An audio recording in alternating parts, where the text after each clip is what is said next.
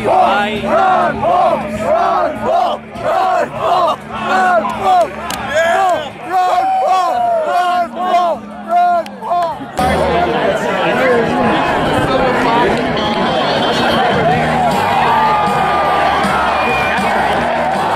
President Paul! President Paul!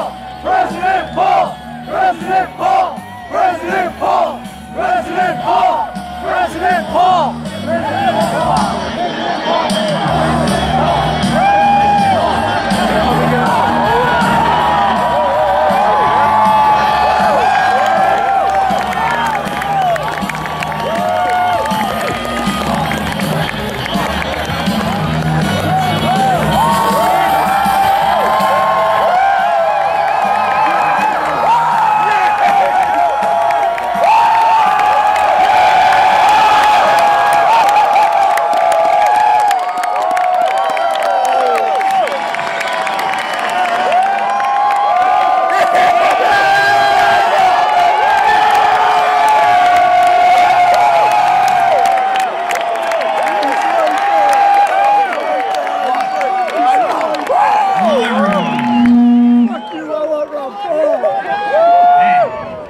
My name is Jordan Krause. I'm the president of Youth for Ron Paul on campus.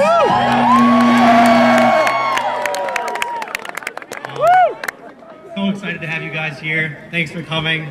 This huge crowd. We'll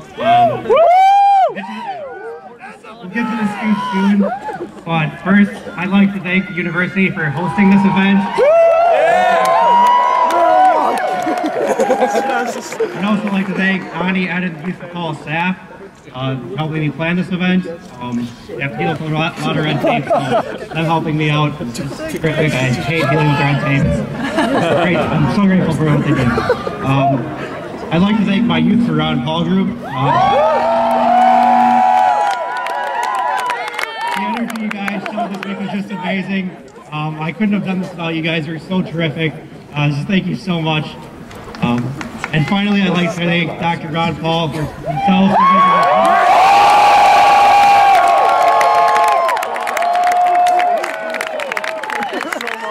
He inspired so many of us, so many people my age, to get active, become politically aware, and even read books on the Federal Reserve.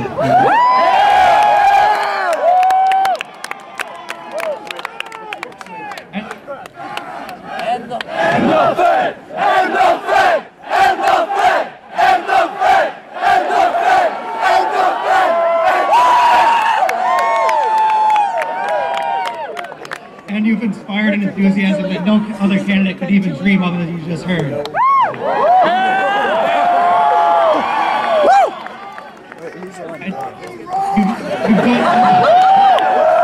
done this with your consistency, your willingness to stand on principle even when it's unpopular, and most importantly, your message of individual liberty.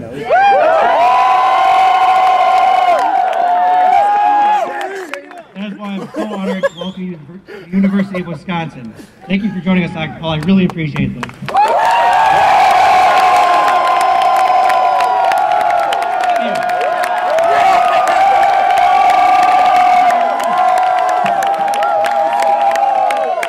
Thank you. Jordan said if I came over, he had a few friends here to get them all out there.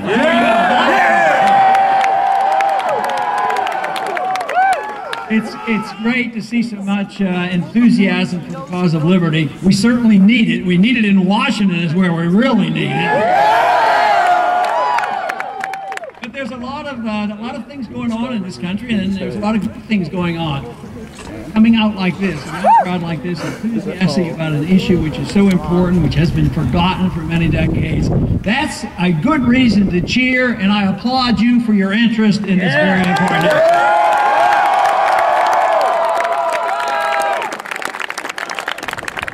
You know, I get asked a lot of times by the media exactly why are the young people interested in what I've been talking about. I said, well, there's a couple reasons. One is that they're getting a bad deal. You're inheriting a mess. You have a big debt to deal with. You have perpetual wars that never seem to end. But for various reasons, the Federal Reserve is an issue, personal liberty is an issue, the ongoing wars, and also this deficit, and it's a lot of problems. And I think it came together about 4 or 5 years ago when it was recognized with the financial crisis how serious this was. But also, we're winning these arguments. We're winning these arguments certainly on the Federal Reserve. Just think, you know, it's been around for 100 years, and this is the first time we've had a serious debate about whether it even should exist.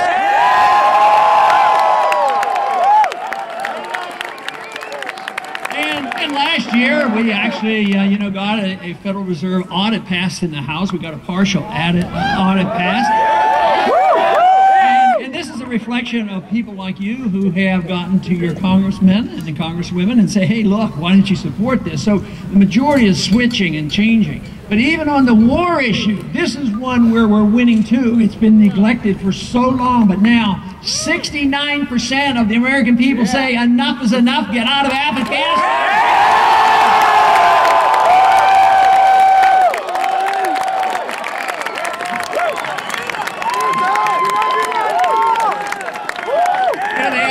Why are we having trouble paying our bills? Why are we having trouble, you know, with taking care of people's medical problems and our educational system? In the last 10 years, we have increased our national debt by $4 trillion for fighting wars that are undeclared. And you know, it wouldn't be too difficult to figure out the solution to this. What if we just have a daydream for a minute? What if we had only people in Washington who actually read the Constitution and would obey the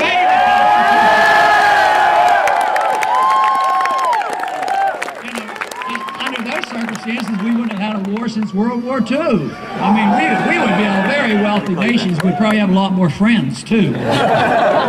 Unfortunately, the foreign policy you're inheriting, and I hope we do see these changes, is one where our country goes and we have this belief that we have this responsibility to be the policeman of the world. And we go to various dictators and we say, if you'll be our pet dictator, we're going to give you billions of dollars. But if you don't, we're going to give you a lot of bombs on your country and we're going to kill your people. What a choice. What about a choice? What about a choice of talking to people, being friends with people, and trade with people, and forget about these things?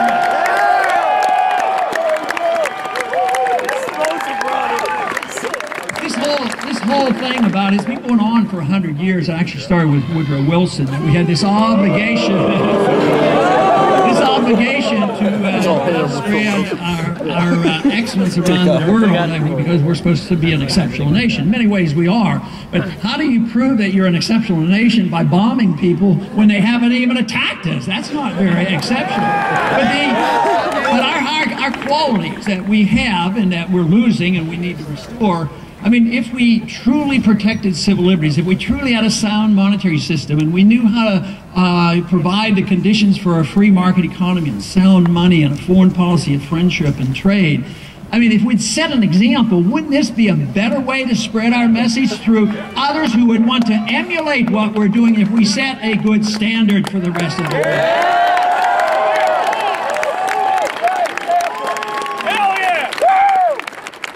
Think about what happened in the 1960s, because that was when I had finished medical school and I was drafted during the Cuban crisis. And not only was there the Cuban crisis, there was also the Vietnam War going on.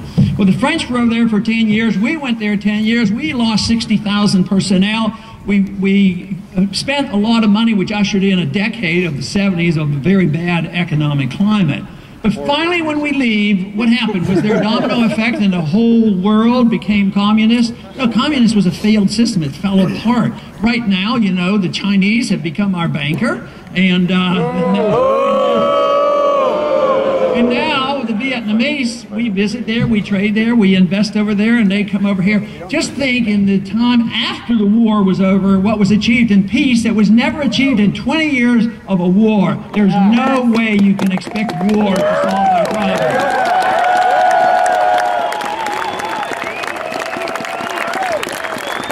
There's another thing that you'll read about in sometimes you're taught these things, but it's an absolute fallacy that wars end depressions. And we've been taught that, but it's wrong.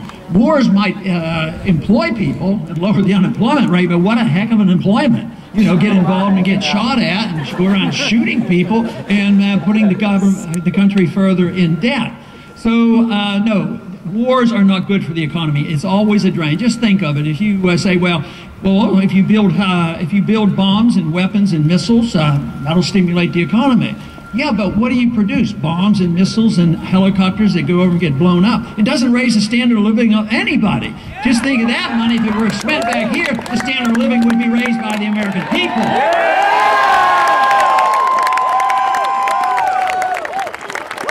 Now, one characteristic of a society that destroys its currency, and believe me, there's been plenty throughout the ages, when you destroy the currency by debasing the currency, printing the money, diluting the metals or whatever, or using a computer, when you debase the currency, you destroy the middle class, and the wealthy get wealthier. There's a transfer of wealth automatically from the middle class and the poor to the wealthy. That is what's happening, and that's why there's a lot of dissent right now, and a lot of people very angry and upset because the middle class is shrinking. It's poorer now than it used to be. We used to have the largest and the richest middle class in the history of the whole world. But today, the wealth that you see that still exists in the middle class is based on debt. So it's a fiction that the wealth is still there. And the middle class now is threatened because of this economic system. So whether you're wasting money overseas, or whether you're debasing the currency, or having the government spend the money instead of the people spend the money, you're going to end up with a mess like this. This is the reason I make a suggestion for my first year in office to cut spending by the government by $1 trillion.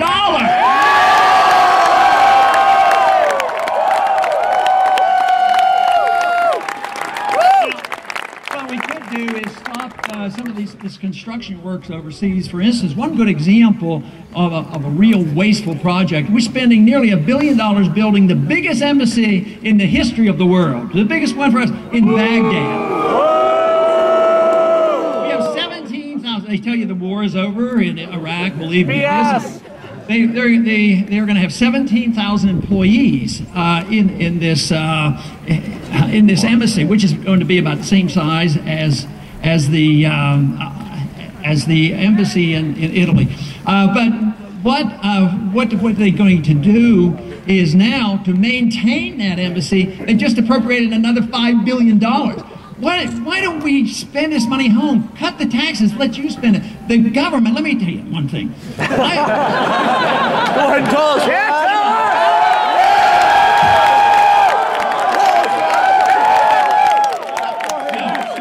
Something I'm going to be serious about.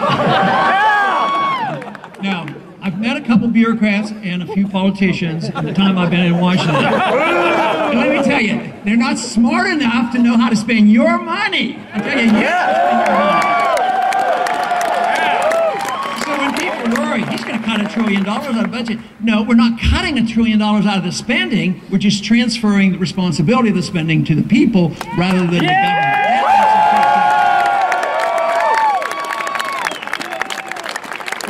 We've embarked on these problems for 100 years. This is when we got careless, especially that Woodrow Wilson era. That was a bad era. Not only did he come up with this newfangled foreign policy about making the world safe for democracy, he's also the one that introduced this notion, or had passed this notion, of the income tax. Now, the reason the income tax is a vicious tax, it's based on the fact that you endorse the idea that government owns all your income, and the government allows you to keep a certain percentage on their conditions. This is why the founders didn't give us an income tax. In a true republic, when you see the restoration of the republic, you will see the repeal of the 16th Amendment. Next year we're going to have a celebration. That Federal Reserve System is going to be 100 years old. So what we should do is have a bill that repeals the Federal Reserve Act on its 100th year.